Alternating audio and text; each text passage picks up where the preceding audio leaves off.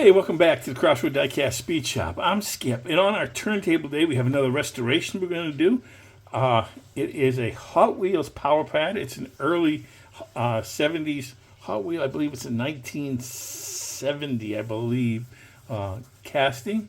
There's some things that are missing. I had to get some other replacement parts.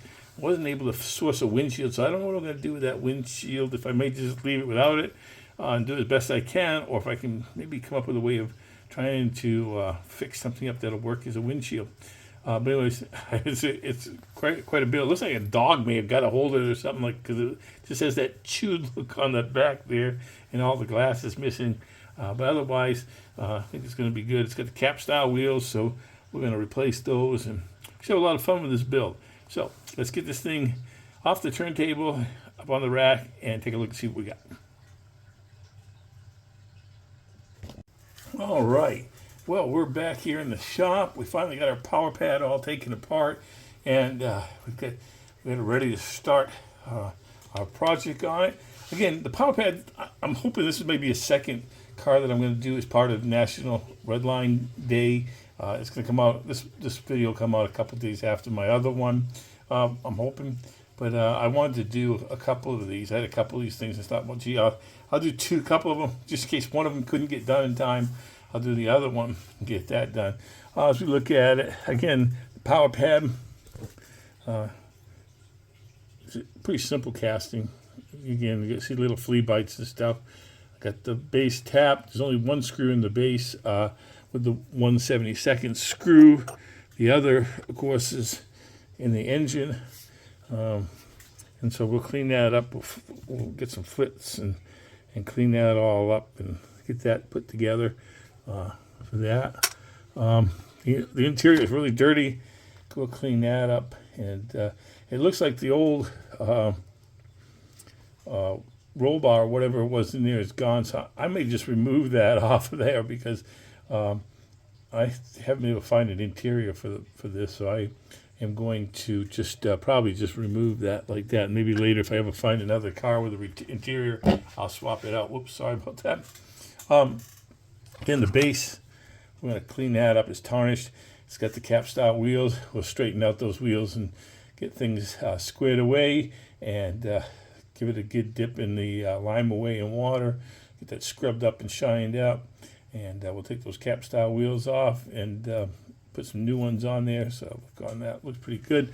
Again, this is kind of a camper truck. I guess this was supposed to be a camper truck, and you can see the camper. But the camper, you can see where it's kind of looks like it was bit or something. I don't know what happened here, but it's like something happened, and the glass is all broken out of here. But we've got a replacement for that, so that's good.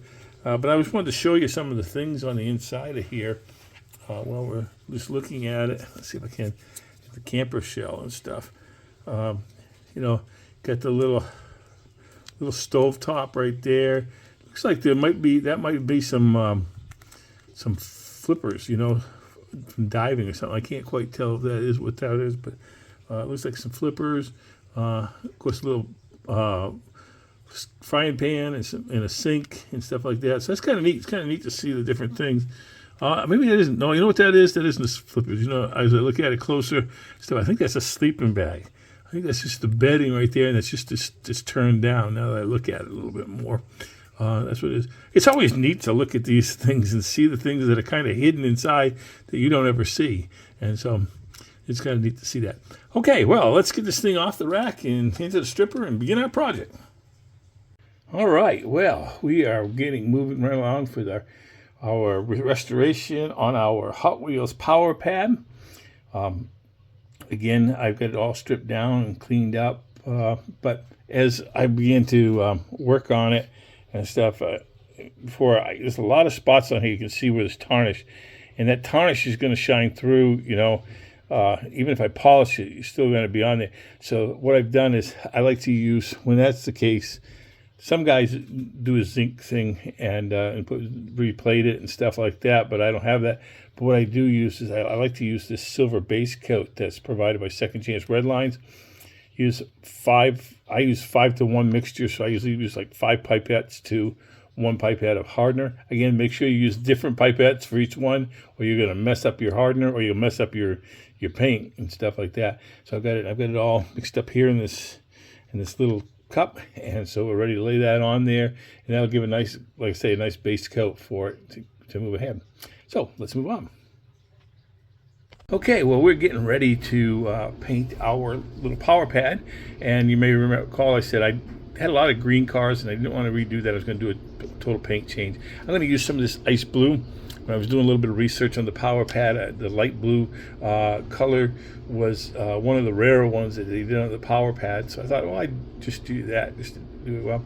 Again, when I mix it up, I usually use 4-to-1. They recommend, they say 5-to-1, but 4-to-1 really, I think does a really good job. You know, these pipettes like I use, you know, use 4 pipettes to 1 hardener.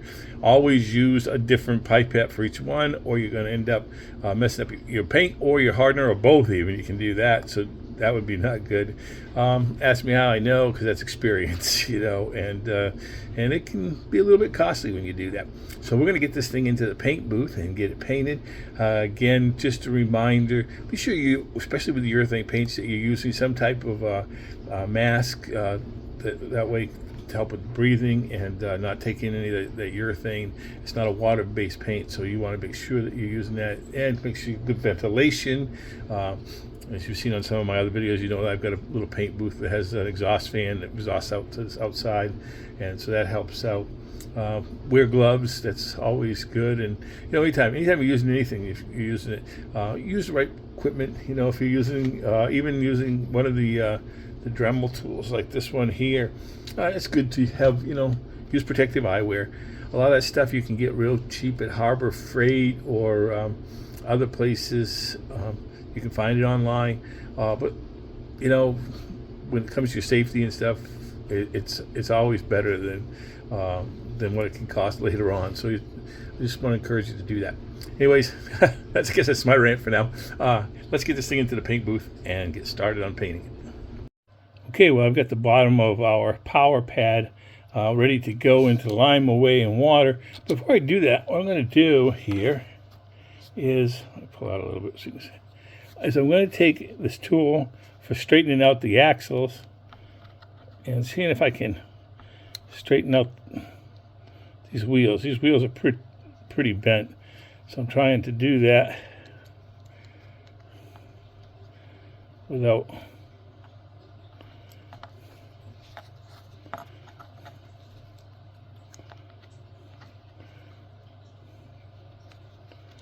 you just take that little groove right there, place it on the axle, and you can just move your wheels around. Nice thing about this is it does have the plastic insert, which is a lot better than on some of the hub style wheels. What happens is you end up getting into with popping out the suspension, and that can be really kind of tough to replace once it's done. So let's move on. All right, well, we got the cap style wheels off the base. I'm going to drop this base into the lime away in water, and we're also going to put the engine in there to get that done too. So let's move on. Okay, we're back with this PowerPad that we're going to restore as part of my National Redline Day restoration project. Again, this car has the cap style wheels. We take it off. I already took the wheels off. Sorry about that. One, I get a little bit anxious when I'm doing these. Not anxious maybe, but I'm excited about wanting to do it. I want to get it done, and sometimes I forget to hit the record on the thing. The other thing is I also wanted to really polish up in here. See, it polished up really nice. But I wanted to get the felt buffing wheel and also the brush in there really well, and the wheels were kind of in the way, so I did it. But I will show you. Basically, when you have the wheels, you've probably seen other ones of my videos when I've done cap style wheels, but this edge right here, there's like a little bit of a raised edge, and you just take the knife and you go right along it, and you kind of wiggle it back and forth, and it'll pop the cap style wheels off.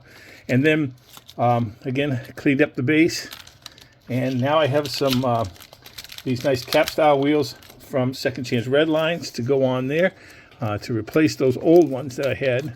Most of the chrome and all the Redline pretty much was off of most of those. So you just put those on, and you just push those on like so.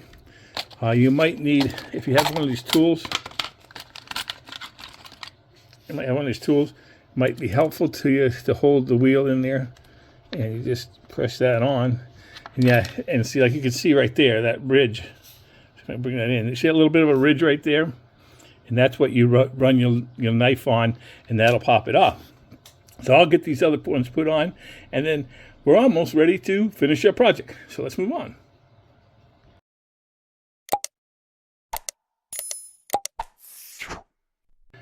Well, we're back, and we have our little Hot Wheels PowerPad almost ready to assemble. A little bit more cleaning on the interior to do, but I thought I'd just talk about some of the stuff that's already done. Again, you've already seen the chassis, the base, cleaned that all up, shined that up, put these nice new Redline cap style wheels on there. Shined up with some flits and some lime away in water first, and then flitzed the engine. So that's nice. And I got this 3D printed from GPH Wheels. I'll try to put something in the description so you can have that. But that's the back end to go for the one that looked like it was bit by a dog. And then of course we've painted the body a nice blue, from Redline blue from Second Chance Redline. So we're about ready to put this together. So give me a few minutes. We'll put it together, get it up on the turntable, and take a look and see what we got. A few moments later. And here's the second of my Redline restorations for National Redline Day. It's a Hot Wheels PowerPad, and it was produced only in the United States and only for the 1970 casting year. It was designed by Ira Gifford, and it was retooled again back in 1975, but it didn't have the exposed engine or the camper, and it was renamed the Sand Drifter. I wasn't able to find a windshield yet, so it's not a full restoration, but I will keep looking for that. The camper is actually a replica camper from GPH Wheels. I really had a lot of fun doing this. I have a lot of fun when I do restore these Redlines, and the cap style wheels are from Bright Vision Wheels, and I polished up the base and everything to try to bring new life to this Outcast and Diecast, and I had a lot of fun with this. I hope you had a lot of fun. I hope you've been following along with the 4 Horsemen builds for National Redline Day. I want to thank our guest horseman, Gargoyles Den, for participating and being our guest horseman for this event. Again, I want to encourage you to be part of these. On behalf of Andrew at Maple Leaf Customs, Tom at Sports Syndicate, Paul at Diecast Graveyard, and myself, Skip, here at Crossroad Diecast Species, we want to invite you to participate in these. If you need to know what the builds are, go to the 4 Horsemen Diecast channel, and there's a schedule up there for 2025 with all the upcoming builds. Matter of fact, you still got time, a couple more weeks, and we're going to be doing our military build for the end of May, so you can take any old casting, or any casting for that matter, and turn it into something military, and take part in that. And on the last day of the month, send us a 16:9 glamour shot of your build to 4 Horsemen Diecast at gmail.com, and we will include you in our recap video for that event. Again, I hope you had a lot of fun watching this, because I had a lot of fun building it, and I want to thank all my subscribers and viewers. You mean a lot to me, and your encouragement always is welcome. Again, as always, God bless, and thanks for stopping by the shop.